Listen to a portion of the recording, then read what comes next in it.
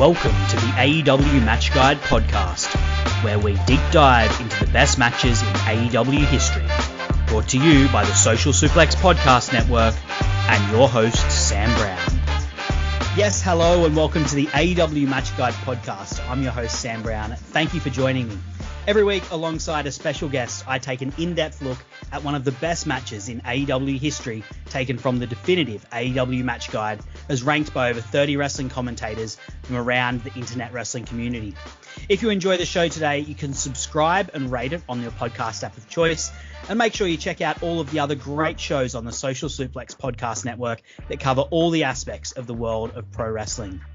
My guest for today is a writer for Wrestle Inn, Caro, and we're looking at Hangman Adam Page versus Kenny Omega from Full Gear 2020. How are you going today, Caro? I'm doing great. I'm so excited to talk about this match because it's one of my favorites AEW has done, and it's actually a pretty important match considering the build-up before it and the build-up after it, you know? So, yeah, there's a lot to dissect here. Yeah, absolutely. This is one of those matches that I had flagged when I put the list out. I had flagged as like, this is going to be something that it's going to be a special podcast when this happens. So I'm really glad to have you here with me. Now, before we get into the actual match, I just want to ask you, as I ask everyone here on the Match Guide podcast, how did you get into AEW? Yeah, so for pretty much all of my life, I was into WWE. So I got into wrestling in like the middle of the Ruthless Aggression era in the mid 2000s, and WWE was just something that like I always watched. Around 2014, 2015, like the mid 2010s is when I started to lose interest in wrestling, particularly WWE. So I was like, wait a minute, am I not liking wrestling anymore? Or am I not liking WWE? Because that's an important distinction. So one day in 2017, I was pretty sick. Like I couldn't go to class because I was in college at the time, and I had to like stay in bed the whole day. My friend texts me and he's like, hey, so while you're recovering from your fever, I need you to look up this match. And he gives me like the links and everything. And it's Kenny Omega versus Okada from Wrestle Kingdom 11. Yep. And I watched it and boom, like the rest is pretty much history. I followed Kenny and the Elite from that point on. And that would naturally lead me into AEW. So I'm like, oh my gosh, they're making a promotion, like an actual wrestling promotion that's competition with WWE. We haven't seen that since WCW. And it was just so fascinating to just see AEW grow from there, from like the first Double or Nothing show all the way to like Full Gear last month. It's just been an incredible ride for me. I wonder how long your friend was sitting on that match, just being like, I've got to find the right time. You know, it's not the kind of, you can't just get into Kenny Omega and Okada when you're on a lunch break. Like you need time to sort of watch and digest and like let it do its work on you. Like after I watched that match, I was like, oh my goodness, these two people are amazing. I need to see more of them, especially Kenny. So yeah, it's pretty much how everything snowballed from there. Yeah, I mean, that match, the people who listen will probably get sick of me talking about this, but that match had a similar effect for me. You know, it took my WWE-centric mindset. I knew there was stuff outside. I just had never explored it and looked at it. And it just totally flipped it and made me go, wow, there is like some really, really cool stuff that's happening outside of the WWE. And I want to follow it and get into it. And 5 years later, here we are. So looking at the actual match to get into Hangman versus Kenny Omega from Full Gear 2020, as we always do, we'll give this match its flowers. Big Papa Dave gave it 4.5 of the big ones. Cage Match has currently got it rated as 8.6. And when we did the definitive match guide earlier in 2021, it came in 27th in our top 50. So, you know, quite a well-respected match, if not blowing the lights out. But I think it's a match that I'm really looking forward to getting into, particularly because of the build. Because this is something that is almost as much about the build as it is about the match, I feel like. It's long and sorted. Where do we start? I think for me, it's got to go back to before AEW, before anyone had thought of AEW. And the first fragments of tension between these two, of course, they're both members of the Bullet Club at the time across Ring of Honor and New Japan. Kenny Omega was clearly the top guy in that faction, and Hangman Page was, as I can't remember if it's Nick or Matt Jackson, but they basically said he was the job guy.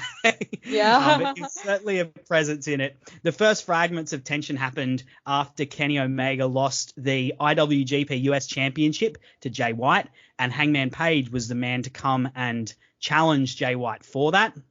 Yep. Kenny told him to back down publicly in front of everyone, and that brought in Cody Rhodes and sort of sparked and ignited the Kenny Omega versus Cody Rhodes rivalry, which had sort of been happening in the background, but that's when it really exploded, and Cody actually outright attacked Kenny. Yes. And of course, because Cody was the man who had his back, Hangman sided with Cody at the time.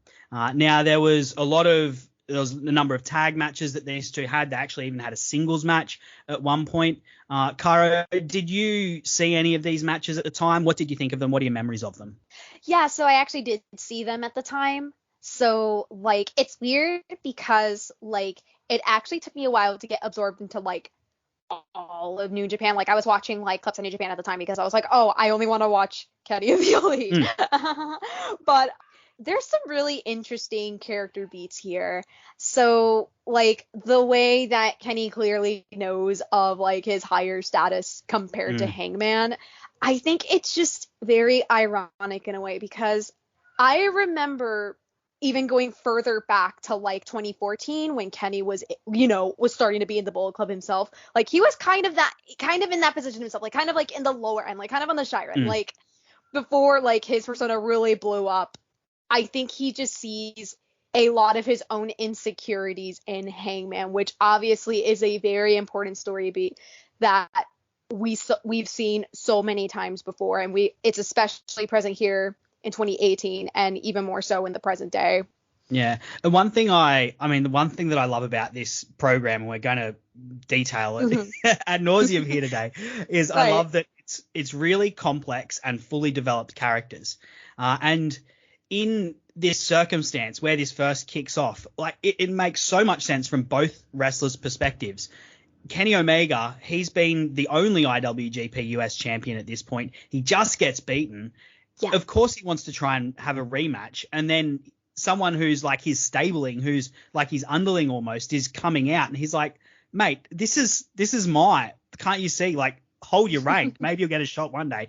But Hangman Page, it's really understandable from his perspective as well that he would side with Cody Rhodes at this point, even though, Cody's this egomaniacal guy, and it's very clear who, like, the good guy and the bad guy is in this story. Makes perfect sense that Hangman's going to be the one that sides with Cody because he had his back.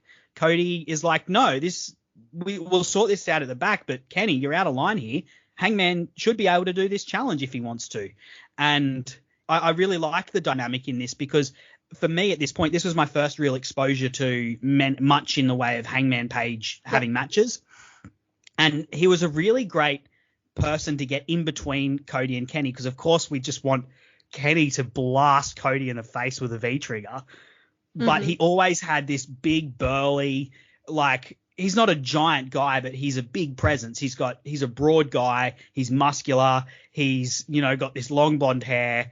He's very physical. He's a big striker, and he's very athletic. And he was just constantly getting in between Cody and Kenny, particularly in, like, there's this tag match that the Golden Lovers, Kenny and Coda have with Cody and Hangman. And it's this really interesting dynamic. And Hangman was really good in that. And that was the first point that really opened my eyes to Hangman Page.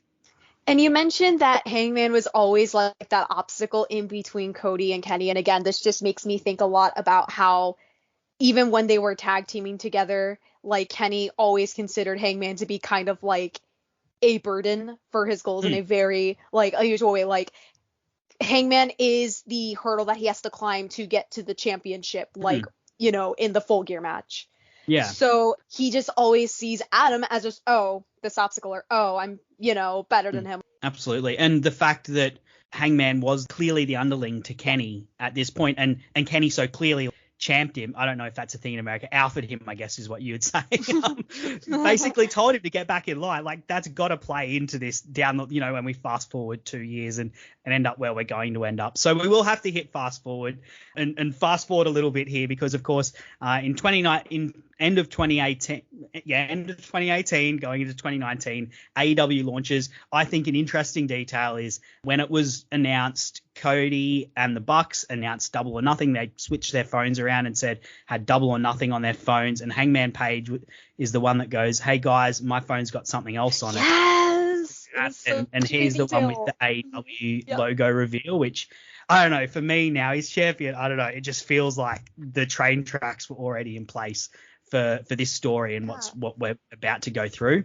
Of course, Kenny isn't at the initial press conference, but Hangman Page is. He announces his intention to become the first ever AEW champion and is setting himself on this path to All Out, where he eventually goes on to face Chris Jericho, who beat Kenny Omega, but ultimately Hangman is the one that loses. And he also later on loses in the Dynamite Diamond Ring final against MJF. Yep. And then Kenny as well. He was a big announcement. He was at the second press conference, the big announcement for that. But he also goes on a bit of a losing streak at the start of all this. He loses to Chris Jericho. He loses at Double or Nothing. He loses to Pac at All Out. He loses to Moxley at Full Gear and is on the slide and is sort of questioning where he's at. And that's what brings these two together. Almost like their collective failure is what brings them together as a tag team champion. A tag team pairing. They go on to become champions. Caro, what did you think of the initial teaming of these guys, particularly with them going on to become tag team champions in AEW? It's what you mentioned with them bonding over collective failure, because that's exactly what I thought of when they first tag teamed together, which is sort of ironic because you have Kenny and Hangman and they're both wanting to find success in AEW. So on the one hand, you have Hangman who's like, I'm going to be the first AEW champion, but he loses Jericho, he loses Dynamite does it, and he lost at Full Gear. And on the other hand, you have Kenny who's also like, my career in Japan was absolutely amazing. It made me who I am. And, I'm going to do the same thing in the States. But he is losing to Pac and Moxley. So these two teaming together was just fitting. And it's really ironic, too, because they won the tag team championships. But the big question for me was, is this where they want to be? Are they happy? Is this where their happiness is? Because so far it looks like they're using their reign as the tag team champion to kind of mask a lot of their anxiety and insecurities about finding success. So you have this contradicting idea of them being champions while also still dealing with being failures, or at least having failed at their goals in AEW. So do you think that these guys were happy and felt successful as tag team champions? I feel like in a sense that it was kind of like yes and no. Like, obviously, it is good to have gold, but is this what they really want? Because clearly they both want to be AEW world champion. And, that's what they both set out to do. I just think it's like so fascinating because there's not really like a black and white way to look at this. A lot of wrestling for decades has always been like, oh, this is 100% face, or oh, this is 100% heel. Like, it's face or heel, can't be both. And Kenny and Adam's alignments like are in the gray area. Well, obviously, we would see Kenny go like full heel later down the road, a month after this Full Gear match. Yep. But I just think like a lot of their interactions are very human. Yeah. It's like not in the sense of like whether this is like a face thing or a heel thing. It's sort of like, oh, they're human. This is how they deal with failure. Yeah. I like to think of, particularly, there's different parts of BTE that you can say like, oh, is this canon or is this not? I think a lot of the stuff with these two, particularly at this point, I have to accept it as their internal monologues, and this is for them. This is kind of what's going on when the Dynamite cameras are off. And I love that aspect of BTE. That's why I'm like a religious watcher of it, because I think it adds a lot of extra layers to what goes on in AEW. And at this point, I think it's pretty clear, like particularly Kenny, he's, off having massive one-on-one matches with Pac and also chasing other goals as well. So for him, he's like seeing this tag team as like a thing that he can do, and it's good, but it's not really where he wants to be, to answer what you were saying. But with Hangman, he like he says, this is my greatest career achievement, because I think up until this point he'd never had a significant championship reign. I may be completely off base with that. But this is, for him, this is the greatest achievement he's had in his career, but he still doesn't feel whole, which is an interesting little plot thread that's going to plague Hangman Page for a long time. That, you know, even though he's got these accolades and he is very accomplished and he's very good at what he does, he feels insecure, and he doesn't feel like he is actually a success or a champion. And I just remember the BTE after they won on the cruise ship. Yeah. It has him waking up, and the light is like reflecting off the championship into his eyes. And he's got like this giant headache because he's hungover because he's been drinking. I remember. And the whole bit after that is him feeling like he's got imposter syndrome, him going about the signings and things he had to do during the day as a champion, but feeling very much like he wasn't a champion, and that even though he'd achieved this, that he didn't deserve it somehow. It was really sad to see in some ways, because, you know, he is sort of proud of what he's done, but at the same time he isn't feeling whole, and that was something that, you know, that's going to plague them throughout the entire championship reign, and flag up particularly in their first major feud, which was with the Young Bucks, who Hangman had already had some tense moments with, just given the fact that after his initial losses, he decided he thought he might want to leave the Elite and not be part of their stable, because he didn't feel like he fit in with the rest of them. That is obviously, you know, like a really high point for their tag team reign in terms of the match that they had with the Elite. What for you is the highlight of their tag championship reign?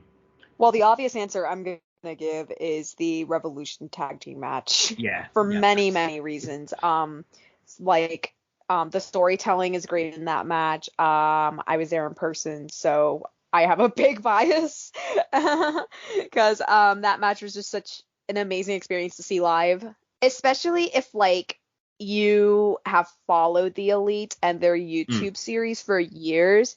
There were so many Easter eggs in that match that you felt rewarded for all the years that you paid attention, which is something that I certainly felt watching that match at the Winchester Arena. Like, as someone who has kept like literal Google Docs of Easter eggs and stuff, I was just like, wait, they referenced like that moment and that moment, and it was not only like a fantastic tag team match, but it was also just a way of those four guys giving the fans a really nice thank you in a way for supporting them, not only with their wrestling accomplishments, but opening a new promotion, which was like less than a year old at that time.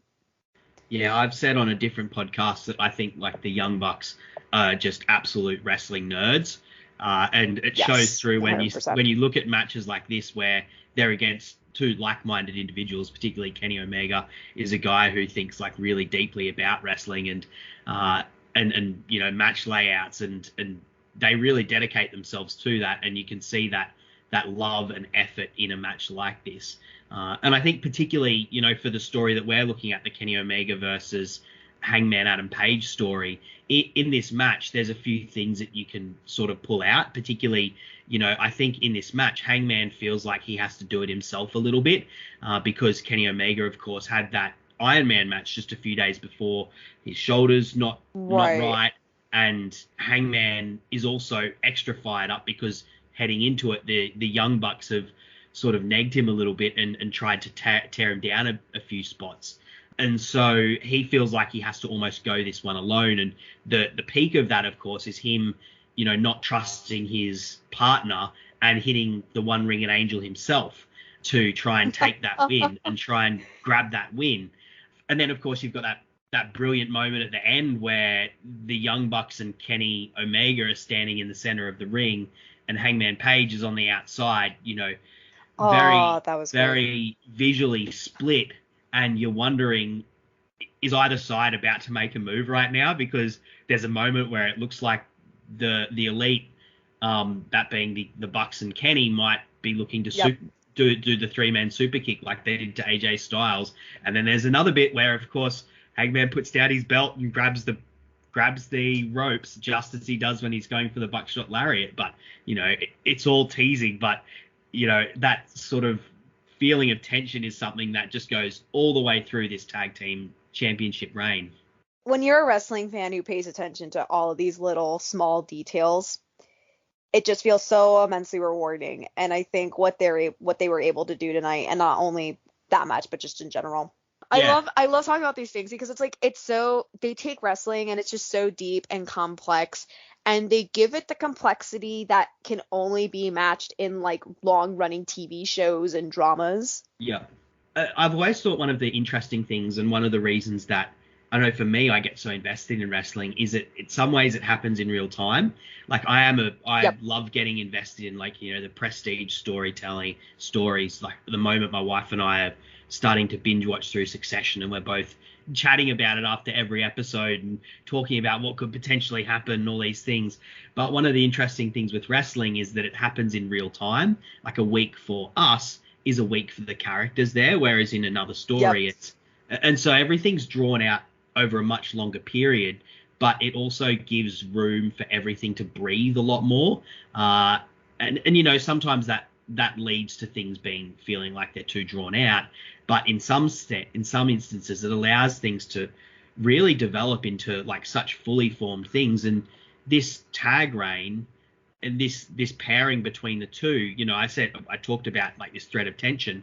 That's not always there because, these two actually have a relationship, and that has its ups and downs. Like during the Stadium Stampede, they've got that brilliant little segment in the bar with Jake Hager, and they're very united, like they're very happy together and they're working so well as a team. And there's moments in this pairing where they actually are working both as friends and also as tag team partners, and they're working really well together.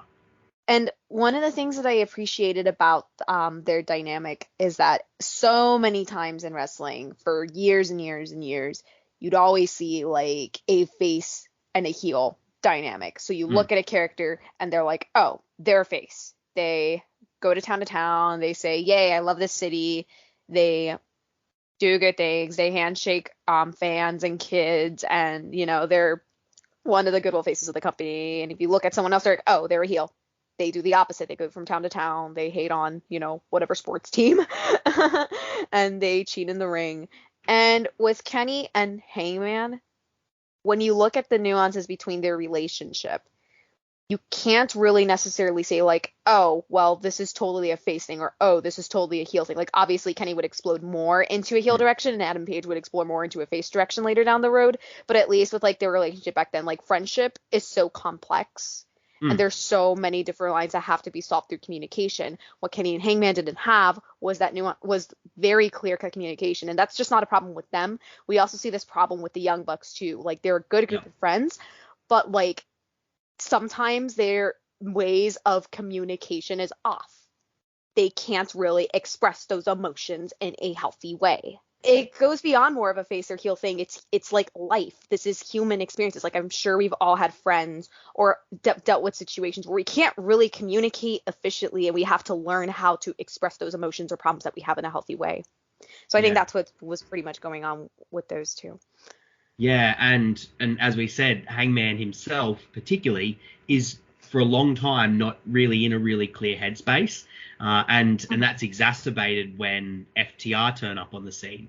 And he starts to question this relationship he has with Kenny and the Young Bucks, because obviously he's had this huge flashpoint of tension, which sort of never really got resolved with the Young Bucks, where he still feels like they don't respect him, like they wanted to try and bring him down, and that they were almost jealous of him in some ways, and trying to undermine him, even though he, was going through a difficult period and needed support.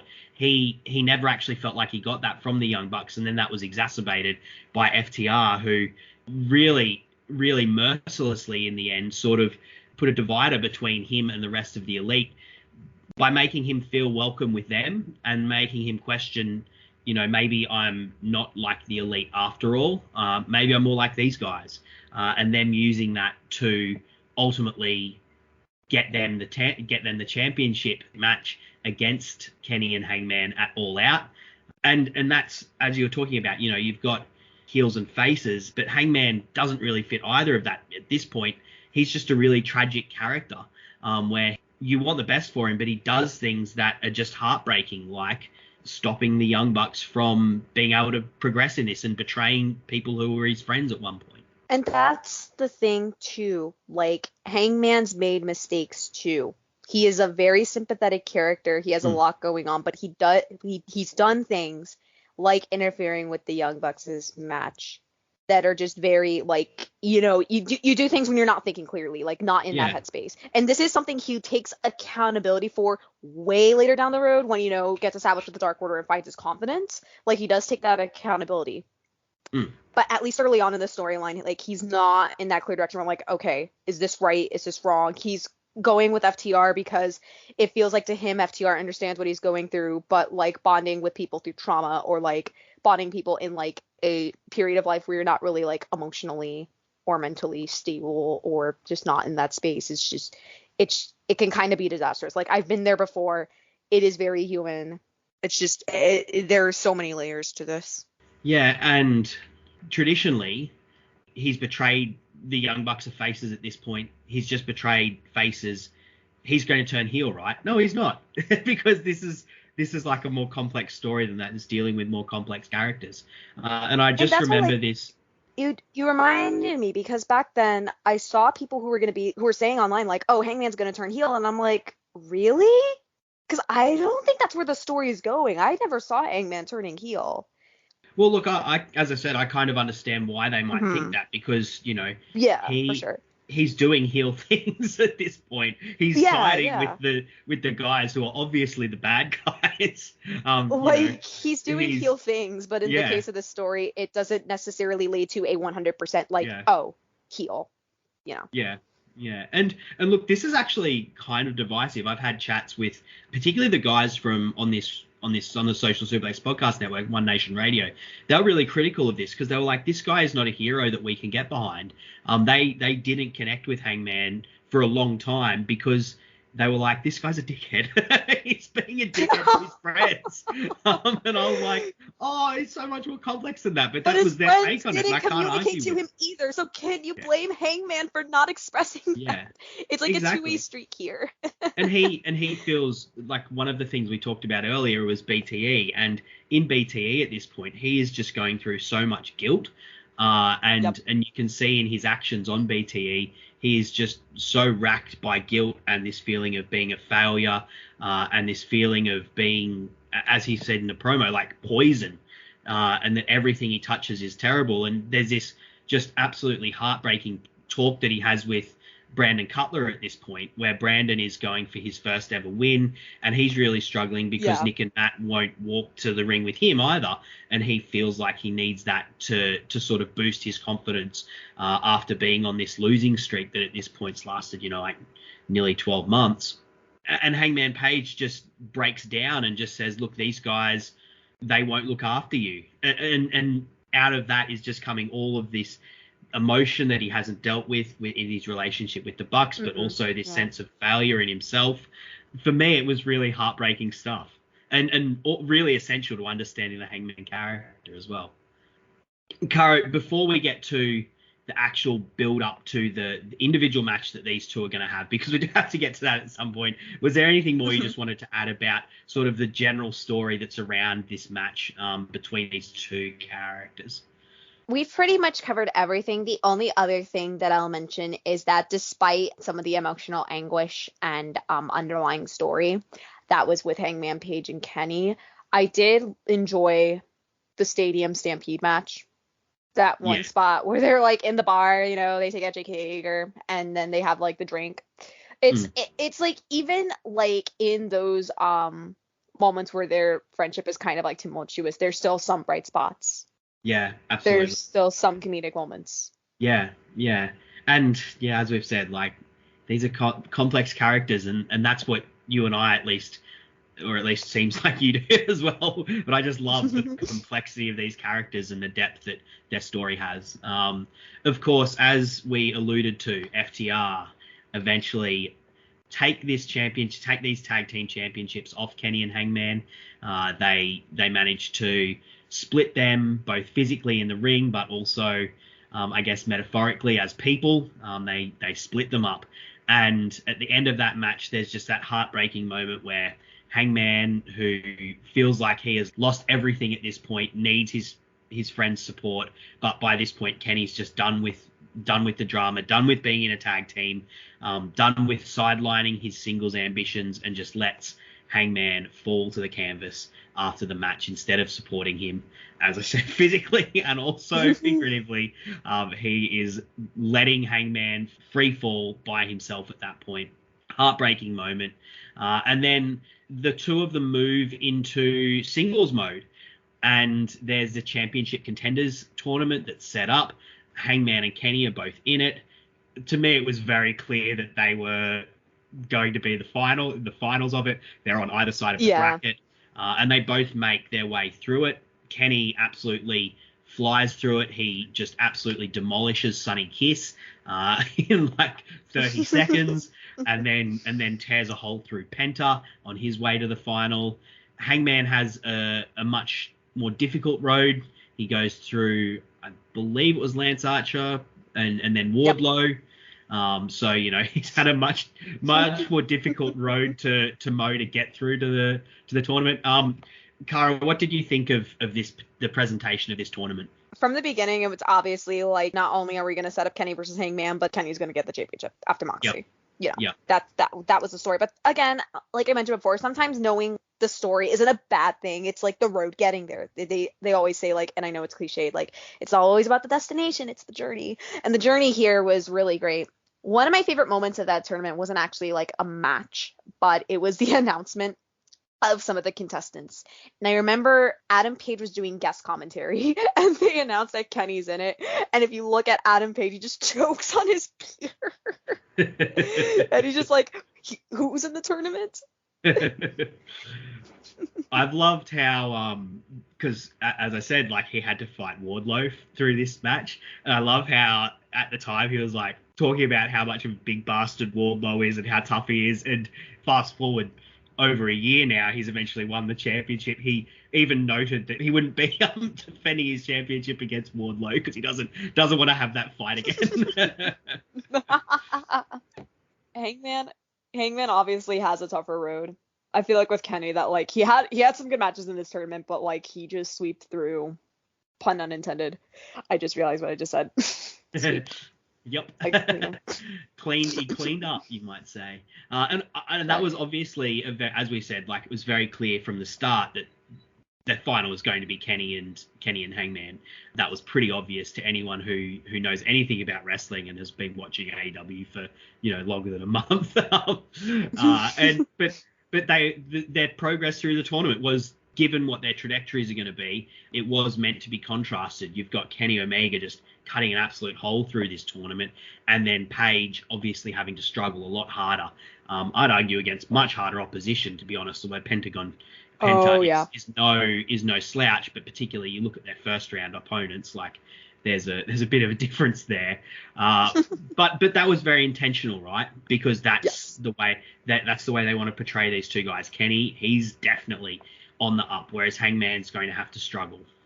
Which brings us to the actual match that we came here to talk about. Thanks for listening in, everyone. I hope you've enjoyed the It's a big story. There's a lot to talk about. It's a great story, and there's so much to dig into. And this is also a great match as well. So, Full Gear 2020, that's the opening match. Don Callis, of course, is on commentary. He's started partnering with Kenny Omega as a way to support Kenny Omega and sort of give Kenny Omega, something a little bit extra, bringing back this guy from his past and who was almost the voice of Kenny Omega when Kenny Omega was at his peak as a singles performer in New Japan. Kenny comes out first with his Uber entrance. It includes the line, he has headlined more AEW pay-per-views, won more matches, has a better winning percentage, and has 8 more years experience than his opponent, Hangman Adam Page, including a 1-0 singles record against his opponent tonight, who lives near but not in North Carolina. Caro, I asked Brian this a few weeks ago, but what did you think of the Kenny Omega Uber entrance? It's great. It's something that started like before the tournament. Yeah. Well, not before the tournament, before that match. It's so funny because at first I'm watching this and I'm like, oh my gosh, he's teasing the cleaner. And on Instagram, I don't know if you follow Kenny Omega's Instagram, but on Instagram around this time, he was posting several pictures that are like, oh, it's the cleaner. I think one time he literally posted Mr. Clean, like an image of Mr. Clean. and the dancing girl was coming out with brooms. Yeah. Yeah. So you got the brooms. It's so over the top and it's amazing. He's absolutely like teasing something. It's like he's parodying what a Western champion should be. You know, like all this giant entrance, this giant announcement, talking about how great, how incredible, and how great this person is. It's like you're always parodying what that should be. You know, like you've got, say, in the WWE, one of the more famous entrances is the Brock Lesnar with Paul Heyman getting in the ring and hyping him up. It's almost like a parody of that with what he's doing at this point. You know, I love how, given that we know that Hangman feels a bit insecure, particularly in relation to Kenny Omega, and how, you know, years and years ago, these guys had this feud that happened really between Kenny and Cody, but that Hangman sort of got caught in the middle of and ended up siding with Cody on, and where Hangman really got put in his place by Kenny Omega at the time. That's Kenny Omega, you know, once again doing this whole thing of being like, hey, I'm a wrestling god. You are not on my level. Yeah. You mentioned those entrances being satire, and like that's completely in line with Omega. Yeah. I'm sure we've seen all the discourse online, because you and I have seen this multiple times, where people are like, well, he's not really, well, actually, he's not really muscly, and he's not from the 80s, so he can't do this, and he can't do that, and you can't take him seriously. Like, Kenny's never fallen into the mold of a traditional United States wrestling champion. Like, if you think of, like, the average wrestler who's someone who's, like, big and strong and muscly and has, like, the championship belt, which is the case for a lot of, like, 80s and maybe into the 90s. And then the 90s is where we started transitioning into, like, Bret Hart, Shawn Michaels, like, this quote-unquote smaller people.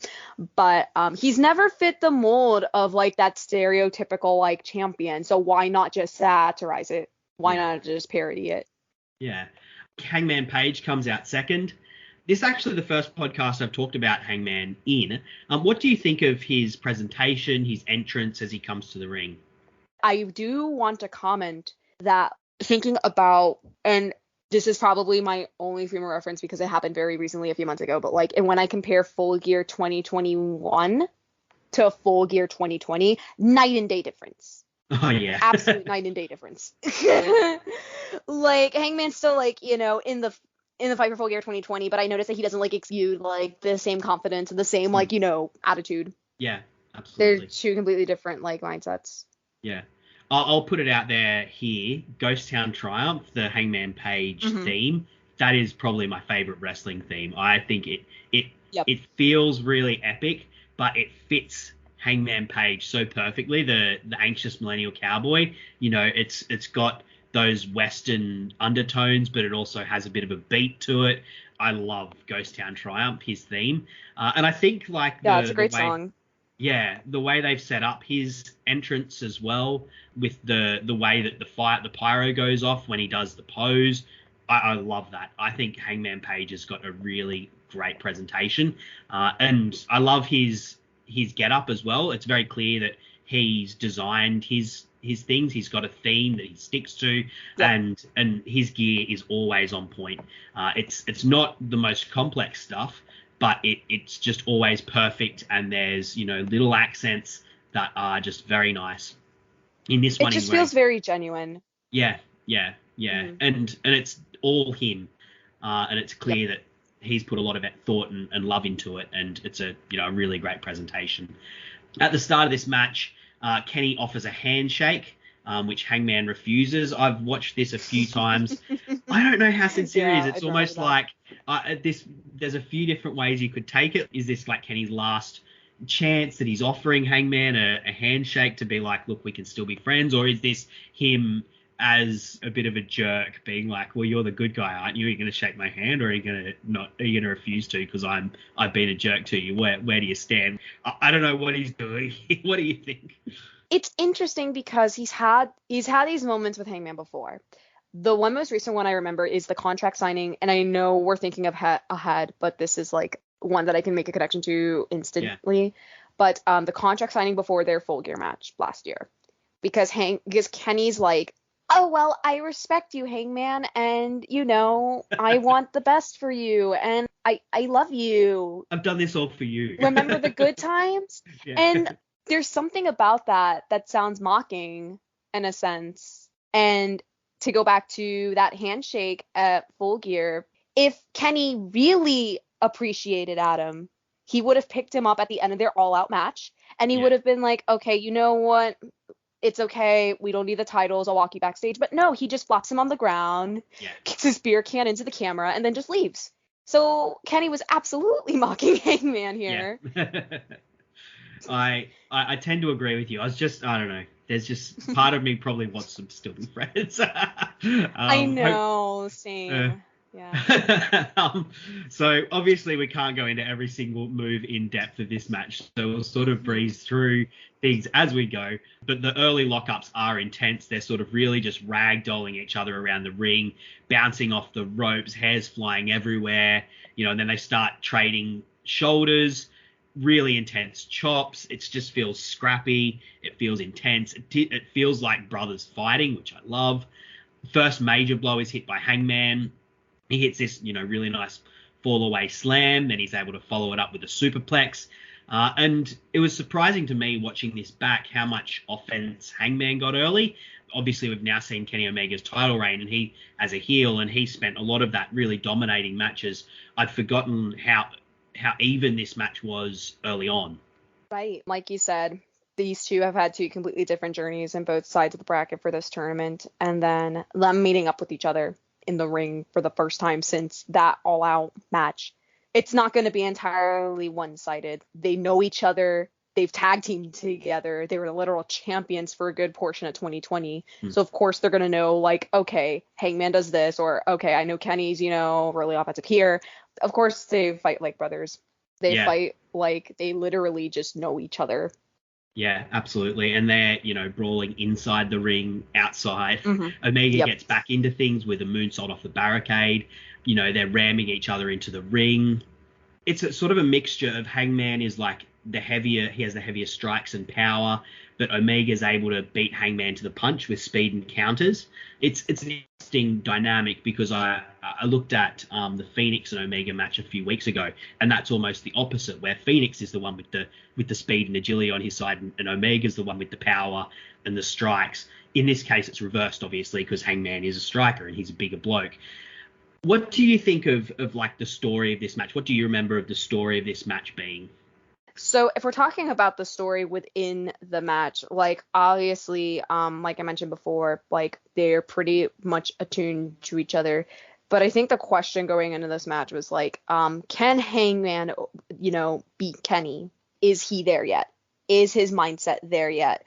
I didn't know if you remember, but at least on my Twitter timeline, people were pretty much assured that Omega was going to win. But you still had some people who were going to go for Hangman, because they wanted Hangman versus Moxley. Like there were still a good portion of people who wanted Hangman, and I'm like, okay, that would be fine, but the overarching question is like, is Hangman ready? And based on the character interactions that he had on BTE and in Dynamite, he just wasn't there yet. Like he has the offense, he's strong, he's a great wrestler, but part of the factor or reason in winning a match and then going on to win a tournament is having confidence and enthusiasm for yourself and just really knowing what's best for you.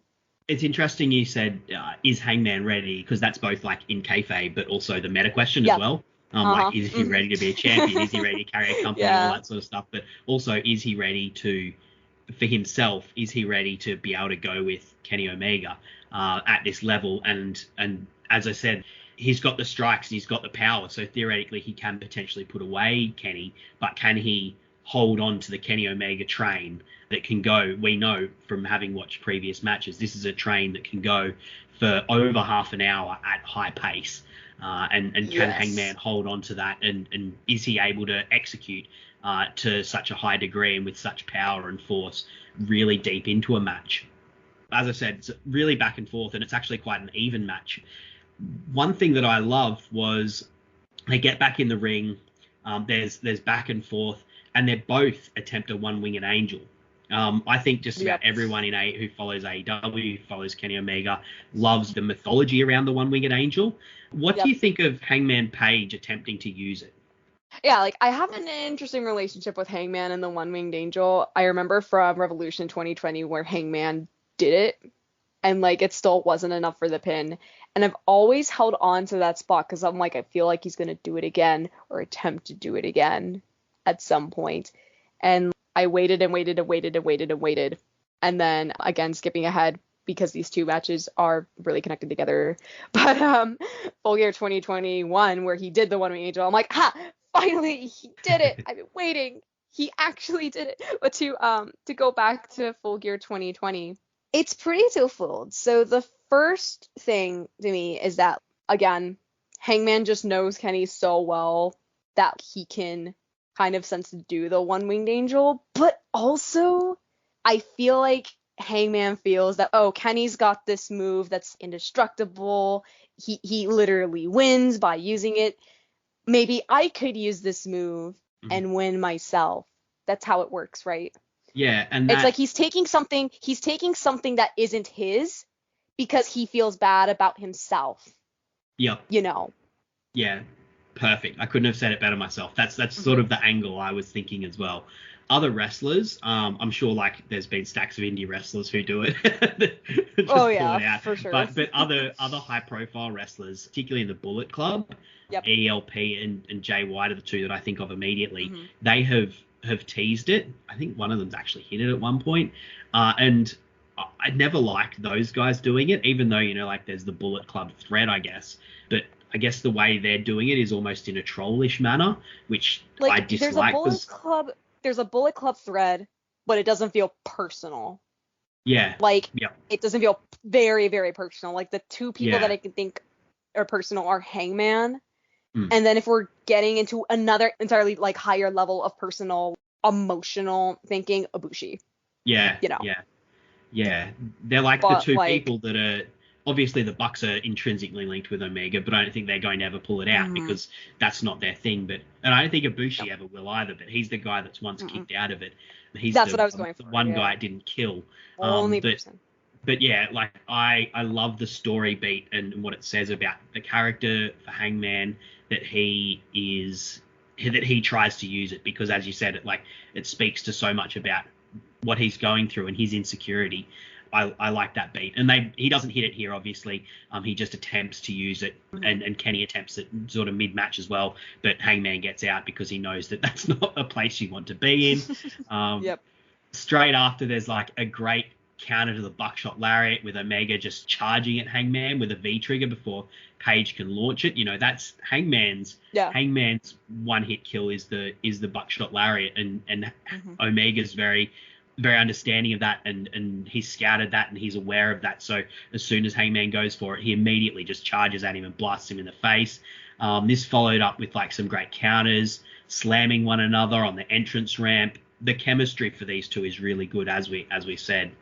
And there's this really interesting bit where Hangman hits the Deadeye and gets Kenny in the cover that Okada pinned him in the 2 out of 3 falls match, where he pulls the legs in.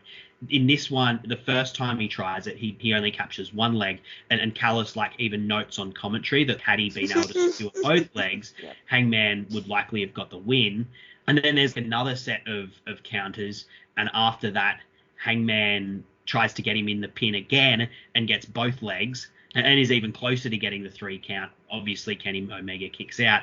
But I love that that's another thing he's pulling from. He's seen how Kenny Omega has been beaten before with this kind of cover where he's holding Omega's legs and jamming his whole body weight down onto Kenny's shoulders, and he's seen that that's a way you can put Omega away. It's a small detail, but, you know, these guys are great with such small details. Absolutely. As we've mentioned before, they're just really, really good at giving these fans so many great Easter eggs. Yeah, us people who, you know, speak about it for an hour on a podcast. There's plenty to talk about. Yeah. Yeah, look, there's sort of heading into the final stretch. There's another buckshot lariat dodge. This one's just like so close. Kenny hits the ropes to go for a V-trigger. Hangman flips in and Kenny gets underneath it like at the very last second. Yeah. That's a really, really cool little bit there. And then they follows it up with a V-trigger, gets another V-trigger when he's downed Page, gets him up on the shoulders. I love there's like this last struggle where Hangman's like trying to fight Kenny for his arm so that he can't. Yeah. Yeah, and then hits the one-winged Kenny hits the one-winged angel for the pin. It's a pretty decisive finish in the end. What did you think of the final sequence? I think the final sequence was fine, honestly. I actually thought they did a pretty good job telling the story that they needed to be told. They had to hold everything back in this match because, like, you know, they're going to face each other again. Yeah. If they put everything out at that match, then I wouldn't have any idea, like, how they would be able to be top that for the next encounter. So, like, they did a great bout and that finish was fine, but, like, there will be a more satisfying conclusion, like, later on down the road. Absolutely. I really like this match, though, even though, as we said, it was clear that they didn't, you know, hold back a little bit, particularly on like the ending stretch. It was quite decisive what happened. And I liked that they did that. But this was a really fun match. It's not too long. It's about 17 minutes long, I think. So it's very digestible. Length. Yeah, absolutely. For what it needed to be for a hot opener, because you had obviously had Jon Moxley at the top of the card doing some like really incredible singles matches this year. But the majority of his high-profile matches, I'm thinking like against Brody Lee, against Eddie Kingston, they're not just straight-up singles affairs. And I was thinking, like, what are the other singles matches this year that are just straight-up singles matches that have sort of matched this one? And the only ones I could think of was Mox versus Darby Allin. There was MJF versus Jungle Boy at Double Nothing. And then the Iron Man match that Omega had with Pac, which feels like it was an eternity before this match, but they were actually the same year. Yeah. It was also before, you know, the pandemic, so probably why it feels like an eternity. Yeah, different era of AEW, really. Yeah, this is a really top match, and definitely well worth going back and watching, particularly for those little details we mentioned. In the post match, both men, you know, they're selling the effects of the match. I love how Hangman, he's looking like really dazed. You know, if a ref had tried to like go over to him, he'd try and take the ref down like he was still in the match or something. And Kenny leans over a Hangman and says something before he walks off. And just in the last few months, we've learnt that he said "well done, Hanger" at that point as like a bit of a cheap shot. Yeah. Man, these guys are just like constantly planting scenes. Overall, what was your thought of this match after it happened? It was a great opener to Full Gear. Like, this opened the show, if I remember correctly. So, like, it was the right match that needed to kick off the show. What they needed to do at that moment, they needed to do, because my line of thinking, again, was, okay, Kenny's going to take the championship and then Hangman's going to win it from Kenny. Like, I was, you know, holding on to that forever. We hear it a lot. It's long-term storytelling, you know. So the long-term storytelling dictated that this wasn't the last time they were going to meet. And the next time they would meet in singles action in the ring, it'd be more intense, it'd be more hardcore, and it'd be more emotional, which is what we got a year later. Yeah, exactly a year later as well. Like, there's a lot of symmetry to Full Gear now because of that. And also the pay-per-view named after like Hangman's own insecurities really as well, which is something I probably should have mentioned back when we were talking about the build. The Full Gear thing happened because Hangman was feeling self-conscious about his body after looking at Pac, which I know personally that's something that we all go through really. Yeah. When you see a picture of Pac. I really like the direction for both the men heading out of this. I think with Kenny Omega, when this promotion first started, there was a lot of people who doubted him and doubted his ability to be a star, and that was compounded by the fact that they intentionally chose not to make him a single star. And there was, a lot of think pieces or hot takes being like, Kenny's washed, Kenny got carried by Okada. Oh gosh, Kenny, you're flashing me back to pain. Yeah, sorry to no. do that. My brain, it's rotting. Yeah. I don't doubt Kenny Omega's ability in storytelling at all, and I will say that those kinds of tweets and stories are online is probably like one of the most meta things I had seen of wrestling in a while, because that actually did feed into his character on TV. Yeah. And it did eventually lead to his heel turn. Yeah. And I know he needed to go in that direction. And we find out a year later that, oh, by the way, I've been doing all this with Vertigo. I'm like, oh my gosh. Incredible. He did like the Hangman match with Vertigo, like both Hangman matches he did with Vertigo, and it just makes you think. The athletic skills of this bloke is incredible. Yep. Like the muscle memory to be able to pull the sorts of athletic things that he does off while the whole world is just spinning out of control. Insane. But yeah, like I love that this tournament really, and this match of course being the crowning glory was Kenny Omega almost leveling back up. And this pay-per-view goes off the air with him facing down Jon Moxley, and like, I'm a giant Moxley fan. And at this point Moxley's on a tear. Same. And Kenny Omega, he really did need to level up, and this is what did it. And then, these two would go on to have what felt like at the time just this titanic clash. For me, it felt like the two biggest deals in wrestling facing off against one another. I know, because like of how... Moxley and Omega are my two favorite single stars in AEW. So you better believe I was so excited when they were staring down at the end of that paper. I'm like, oh my God, we're getting Moxley Omega 2. Yes. And this is the match that sort of catapults Kenny. It puts the final push for Kenny Omega. The Kenny Omega is back, guys. This is the guy you've been waiting for, and that's what he would go on to be in 2021. And then, of course, as we said, like Hangman Page, he has to struggle some more because his character isn't done evolving. His character needs to learn. It needs to grow. Yep. And also, talking at it purely from an outside of kayfabe point of view, he wasn't ready to be champion at this point either. He was popular, but he needed more crowd. Like, he needed to have more seasoning. He needed to be in front of the crowd more to be like on the kind of level of the star that he would be when crowds started to come back, and he had, that incredible entrance in the 5-on-5, and then ultimately would win at Full Gear 2021. So I love the direction for both men heading out of this. If they'd done it any other way, it would have felt mental. Like, it wouldn't have worked. Now, we know where this is heading. This is a final question that I've got prepared. We know where this is heading, obviously, in Full Gear 2021. And I really am looking forward to looking at that match at some point. And I'd probably love to have you on at some point if you want to be back. But what I wanted to ask was, looking at this match, what do you think Hangman in particular took out of this match that helped him win in 2021?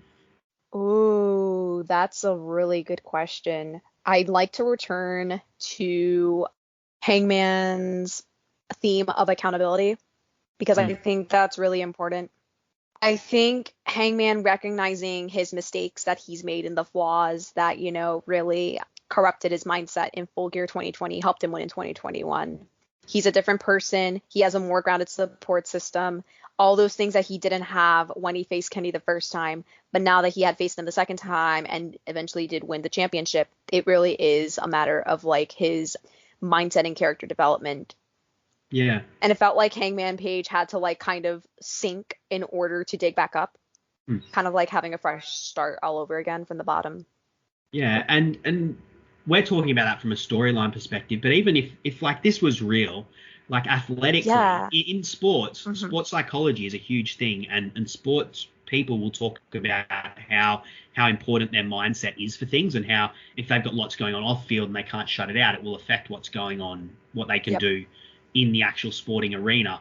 Whereas when things are settled and when things are going well for them off field, then it's often correlates with them doing well on the field, because they can focus better, they can do that better. And and that leads to a high performance. So, and personally, we've all been in points where our headspace is all over the place and we can't perform at work or with whatever we do, and that's affecting us. And then other times where, when things are settled and bedded down, we feel like we can really focus and really dig in, and that's what you're alluding to there, as well as, narratively it fits that, when he's got everything together, when we're looking at it from like a, almost a literary perspective or a critically analysis perspective, like when he's got everything together off, and in his personal life, of course, that's what leads to like his championship glory, and in his professional life, that's what leads to him doing well.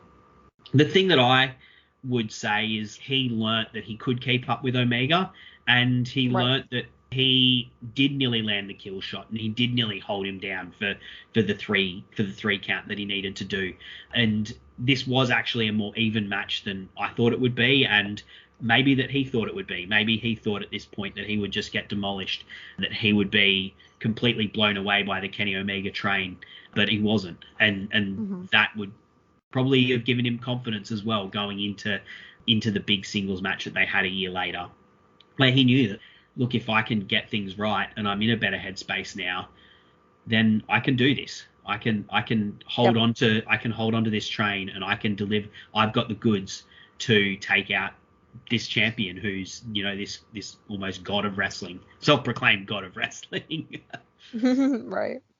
Yeah, look, as I said, that's all of the questions I've got for you. This has been a really fun podcast to do and a really fun conversation to have. Did you have anything you'd like to add about this story, or about this match before we head out, Caro? Oh gosh, if I did, we'd be here forever. We'd be here forever. I think I could do a whole podcast based on Easter eggs at this point. Yep. But I think we covered a lot of ground. Yep. It's just a really beautiful, really poignant story. And I think it's like, I want to say, aside from the Golden Lover story, it's probably my favorite story in wrestling. Yeah, I love the Shield story. Same. Yeah. Ambrose / Mox is like, he's my favorite character of all time.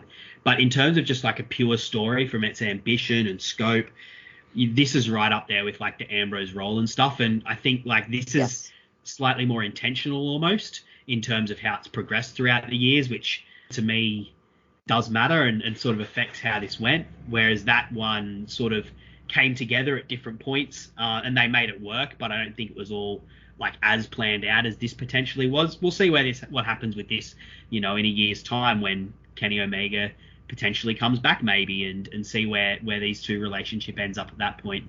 But yeah, for me too, this is like right up there in terms of an all-time perspective. So yeah, right. Thank you so much for spending this time with me, Caro. I really appreciate it. Really enjoyed the chat.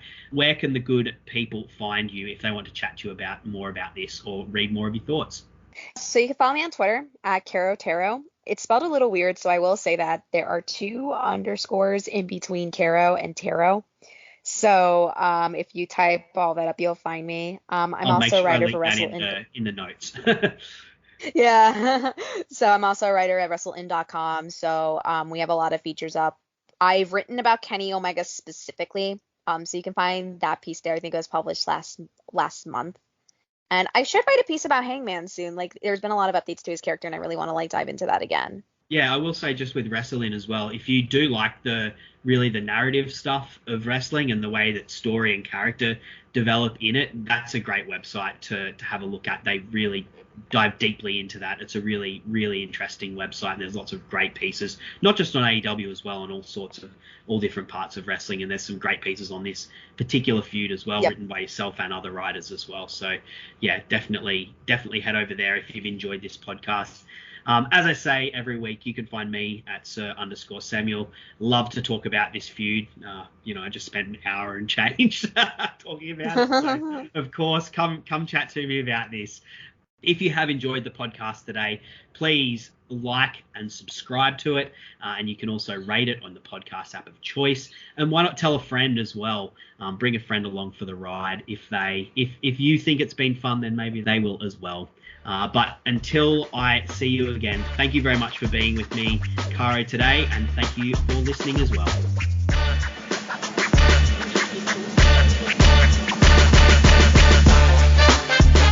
Thanks Thanks for listening to the AEW Match Guide podcast. If you enjoyed the show, then you can subscribe on the podcast app of your choice so you never miss an episode. Also, feel free to let me know on Twitter at Sir_Samuel. I'd love to hear from you. The AEW Match Guide podcast is brought to you by the Social Suplex Podcast Network, where you can find many other fantastic podcasts discussing not just AEW, but all parts of the world of professional wrestling. Looking forward to seeing you again next week. I'm Sam Brown.